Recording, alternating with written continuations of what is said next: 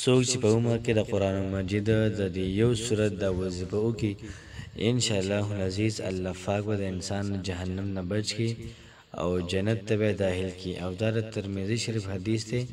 دا سړی به ډیر زیات پوه او جنتی وي دغه رنګ د سورت کو سوګسار کوي او دغه رنګ درې پیری وي او په بو باندې دم کی د بوس کی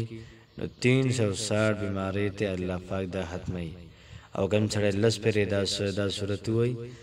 نو پرمای چې الله پاک په جنت کې انسان له محل ساز کی انسان یې 50 پرې وای نو وای 50 تو کال ګناهونه به معاف کیږي یو سړی سل پرې وای الله پاک دا سړی د جهنم نه آزادای او جنت ته ورغلي بسم الله الرحمن الرحیم السلام علیکم ورحمت الله وبرکاته امید در ربکوم چې تاسو ټول په ټیک ټاک کې الله پاک هم خوشاله آباد ساته الله پاک دې زموږ استاد ټول حاجتونه پوره کړي الله پاک دې زموږ استاد ټول مشکلات دا ختم کړي الله پاک دې موږ تاسو ټول اسويسا جنت ته بوزي الله پاک دې زموږ استاد سب بهانو کړي دې اسويسا پسې د پیغمبر صلی الله علیه وسلم او صحابیو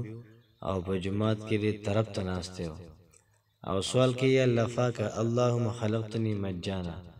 الله پاک اسی به سر پیدا کړ ورزقني مجانا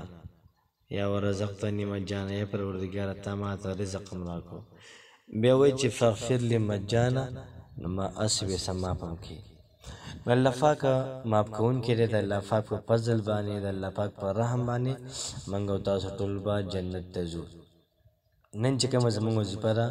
نو دا وظیفه د قرآن مجید د یو سورت ده او دا سورت د ډیر زیات ناشنا سورت ده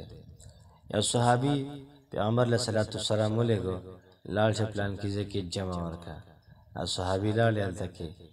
او سورۃ الاخلاص په یو رکعت کې ویلي په بل رکعت کې ویلي دغه رنګ مازیګر مونږ کې ماهم کې ویلي په سبای مې بل سبا مې ویلي د ټول خلکو شکایت نبی علیہ السلام ته کو چې ناشنا صحابه درا لګره صرف یو صورت ورته نور سره ورته دې صحابه ته فرمایل پیغمبر علیہ الصلوۃ والسلام فرمایلی دي چې کوم سړی د سورۃ الاخلاص سره محبت کوي یا دا سره صحابه فرمایل چې د الله رسول زما سورۃ الاخلاص سره محبت ده پیغمبر علیہ الصلوۃ والسلام ته فرمایل چې دا محبت به تا جنت ته داخل کی نن چې کوم زموږ وظیفه ده هغه دا سره چې سړی ماسوتن کې ودکیږي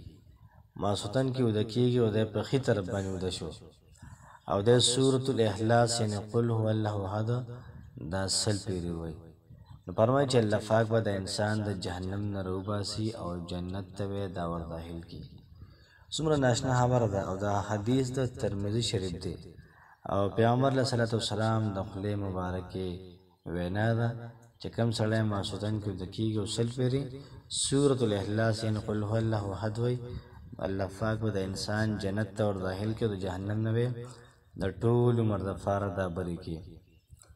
مازحل کې راځي چې هغه ډیر زیات بیمار وي نو کو څوک سار وخت کې را پاسي جمع سره منځو کې یا دغه رنګ زنانه کور کې منځو کې داغه نه بعد درې پیری سورۃ الاخلاص وای او دا درې پیری د په اوبو دم کې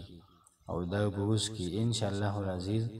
بدن کې 360 جوړونه دي د هر یو جوړ نه بیماریاں د ادوړي کې راحت نشي نو څومره ناشنا ثواب دی څومره ناشنا فضایل دي او فرمایي چې کوم سره لس پیری سورۃ الاخلاص د تلاوت کی الله پاک ولا په جنت کې یو محل سازي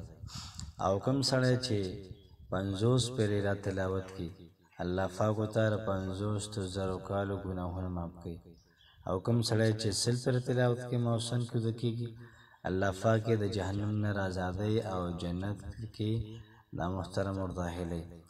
نو څونه ناشنا خبره چې الله پاک تعالی په جنت کې محل سازي نه پته لګي چې ته پکه جنتی کنا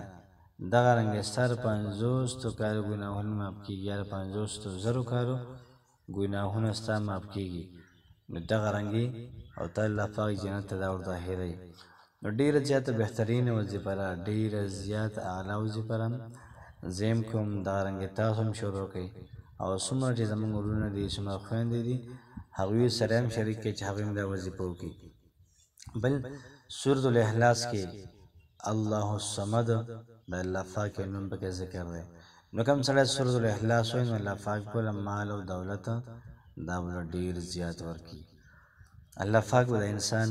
تنګۍ نه او دغه رنګې په ده باندې به تنګي نه راولي. نو مال او دولت به الله پاک سیوا کړي، رزق به الله پاک دا سیوا کړي. الله پاک مو خوشحاله آباد ساته. السلام علیکم ورحمت الله وبرکاته.